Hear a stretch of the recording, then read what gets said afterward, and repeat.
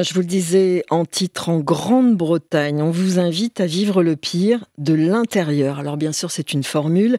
Une télé-réalité vous emmène sur le parcours de réfugiés syriens. Ceux qui participent sont clairement racistes, islamophobes. Alors vont-ils changer ? La première partie a été diffusée, c'était lundi. Anna Roche, notre correspondante en Grande-Bretagne, était devant son poste de télévision. La musique de la bande-annonce donne déjà le ton, on est dans du divertissement plutôt que dans de l'information.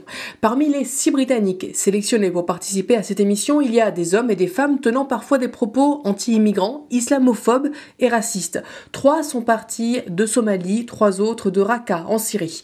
Dave était dans le groupe qui a commencé son périple au Moyen-Orient. Il a parlé à la BBC. J'ai toujours eu un peu peur des musulmans. J'en connaissais aucun. Je suppose que d'où je viens, on m'a dit que c'était des gens mauvais, ceci et cela.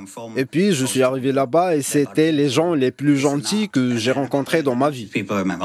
Dave a surtout mal vécu la traversée de la Manche, depuis Calais en France, en canot gonflable, à cause du mal de mer. Il dit qu'il a changé d'opinion sur l'immigration après avoir participé à cette émission. Ce n'est pas tant qu'il faut accueillir les personnes sans titre de séjour mais qui fuient des situations abominables dans leur pays d'origine, il faut les aider, dit-il seulement. En fait, cette émission, avant sa diffusion, était déjà très critiquée. Emma Young, la productrice, a aussi parlé à la BBC. Je voulais rendre ce sujet plus accessible aux gens. Beaucoup ne regardaient pas un documentaire traditionnel sur le sujet.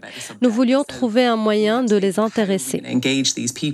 Plusieurs associations accusent la chaîne Channel 4 donc de donner la parole à des personnes racistes. Dave, par exemple, compare les personnes sans titre de séjour à des rats. Selon les producteurs, l'émission ne fait que refléter des opinions réelles. À Londres, Anna Roche pour Midi 1.